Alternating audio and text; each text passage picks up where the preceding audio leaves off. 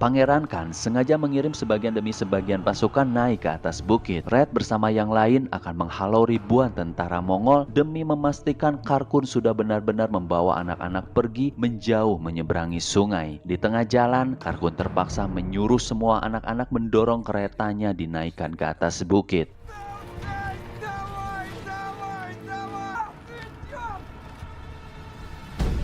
Kali ini hujan panah diluncurkan ke arah pejuang Ryazan hingga mereka tidak bisa berkutik.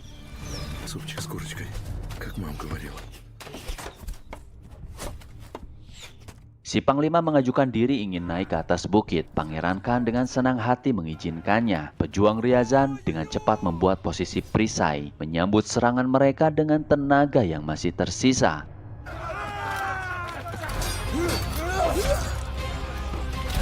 Red menyuruh membentuk formasi melingkar ketika melihat prajurit Mongol datang dari berbagai arah. Sayangnya mereka kewalahan hingga satu persatu mulai terbunuh.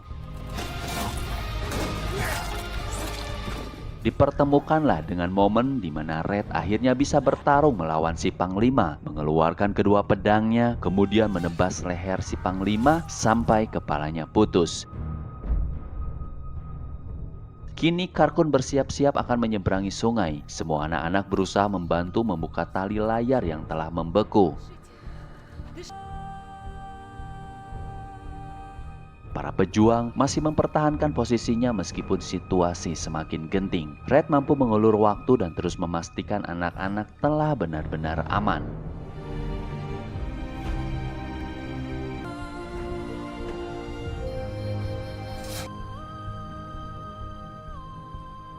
Pangeran Khan ingin bernegosiasi menawarkan apa yang diinginkan Red dalam posisinya sekarang. Setelah Red yakin Karkun sudah membawa anak-anak ke tempat aman, ia berani menolak tawarannya dan malah semakin menantang pasukan Mongol untuk maju ke atas bukit.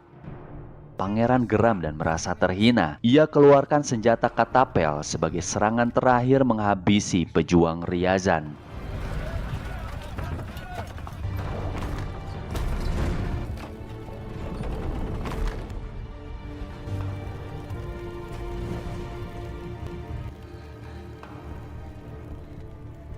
Red bahagia dengan munculnya matahari dapat mengiringi kepergian anak-anak mengarungi sungai yang mulai mencair. Ia sudah serahkan hidupnya terhadap kematian.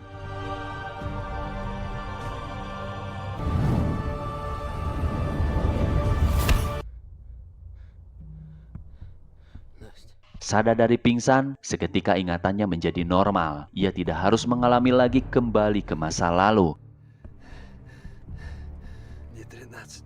Kemudian tertatih-tatih turun dari bukit menghadap Panglima Khan.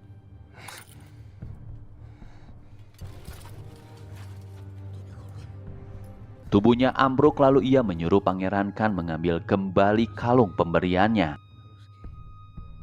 Tanpa sadar, kini Khan sedang berlutut di hadapan Red. Pertanda kematiannya bukanlah sesuatu kekalahan.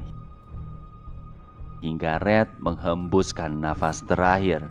Hati Pangeran Khan bergetar menyaksikan sosok Evpati Clauret. Ia perintahkan semua pasukannya memakamkan jasad Red dengan segala kehormatan. Setelah kematian Clauret, banyak orang yang tidak percaya bahwa ia berani melawan jutaan pasukan Mongol hanya dengan sekitar 20 orang panglima perang. Dan kini Karkun ingin melanjutkan kembali perjuangan Clauret melawan balik bangsa Mongol dengan pasukan yang sepadan. Dan cerita pun berakhir. Kisah ini didasarkan pada legenda Bogatyr Evpati Clauret. Bogatyr adalah pahlawan-pahlawan super dalam cerita rakyat Slavia kuno. Salah satu pahlawan legenda Bogatyr ialah Evpati Clauret. Yang menarik dari film ini, Clauret bukan karakter pahlawan yang gagah dan memiliki fisik normal. Namun dibalik itu, kisahnya yang epik dan heroik menjadikan ia sosok paling dihormati oleh musuhnya. Bahkan kematiannya dianggap sebagai kemenangan abadi. Terima kasih telah menonton. Sampai jumpa di cerita selanjutnya. Wassalam.